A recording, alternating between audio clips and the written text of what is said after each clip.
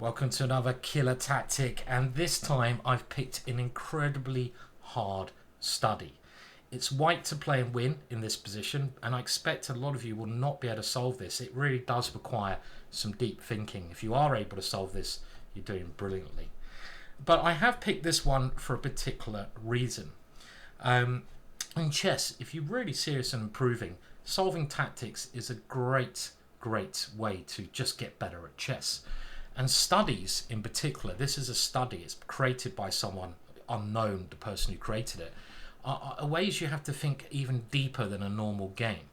And another reason I've picked this position is that you need to think about your opponent's responses as much as your own moves. Now that might sound straightforward, but one of the biggest things I've noticed from beginners is that they don't think about what their opponent's going to do next. So you're in the position of the white side, and again I suggest you pause now if you need more time, and let's have a look at some of the key factors. Well, first of all, the kings are very close, meaning the black king is trapped in the corner, so it needs to be hunted down in that corner position. But also the white king is a little bit exposed, it doesn't have many squares to escape to as well. Now our queen, we should be looking at ways to check, so bringing the queen in checks, one of our first thoughts.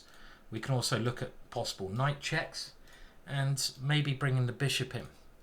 Now my first thought, if I was trying to solve this, would be what about queen to c8 check? This is the most obvious move. I'm coming in towards my opponent's king. Well, the problem with this is that you're forcing now black to defend with a bishop. If he moves the rook back, we take the rook with checkmate. And after the bishop comes back, you don't have a good follow-up. I mean, you can come back with a check. No, you can't, because that's the white king. You can't come back with the idea of checking. I mean, it's just not going to work. I was thinking about this idea to try to get towards the king. What else can we try? Everything's very slow, because the problem with a lot of these moves is that black has the queen coming back here to attack the king. It's the white king which is in a lot of danger. This is one of the only checks, but it's a very good one. If we try knight to takes g6 check, well, we're forcing this knight to be removed, and now we have to take this one, and black can just simply go queen takes a3, and again we're stopping this white queen ever coming back to that square black is winning. So what else can happen in this sequence? Well, if we check and the bishop comes back, what if we try a very extreme move like queen f8? Oh my god, that's beautiful. And here we're trying to set up a checkmate, same sort of idea as bringing the queen to h3.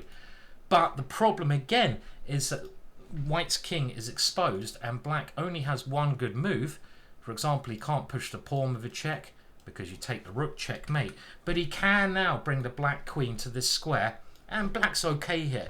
It's check, and the black queen can come and start attacking the king here. Indeed, after the king goes to the only square it can, you can even use the black knight, and black must be winning this position because the white king's been forced away. So the problem with this check in general is the black queen has queen h1 in nearly all situations. So as soon as you realize that, you might come to the solution. And the solution, the amazing solution, is that we first need to distract the black queen away. And the winning move, therefore, is, and we didn't really need to use our bishop in those last lines, is to play bishop b2. Stunning move. And the point here now is the black queen really has to take the bishop, because we can't come over to this side of the board because you lose your queen. If you try to come back here defending the c8 square from a check, well, in this structure we can just simply bring our queen to d7. And again here, black doesn't really have a good check because, again, the queen can't come to h1. We're threatening queen g7 checkmate. The only check you can play is g5, and I will leave it for you in the comments to work out the very pretty solution to this, which involves the use of the bishop. So the bishop has to be taken, and only now do we come in with queen c8 check, that idea we first looked at. The defense for black has to be the same. The bishop has to block. And now, what is the solution? I kind of gave it away earlier. Can you remember it? The brilliant queen to f8. A stunning move. And the threats are clear. The queen is either going to take the rook or come to one of these dark squares.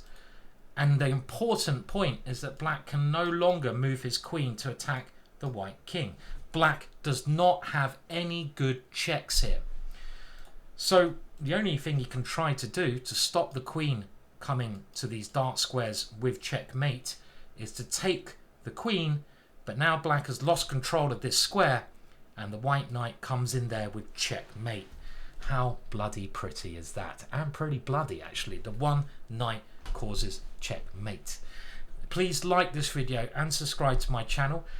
These studies are a great way to improve. If you train yourself properly without getting the solution, it forces you to think outside the box and become a more creative player and a sharper player in general. Obviously a very hard one there, but you know, hard is good in solving these puzzles and in general developments. See you again soon.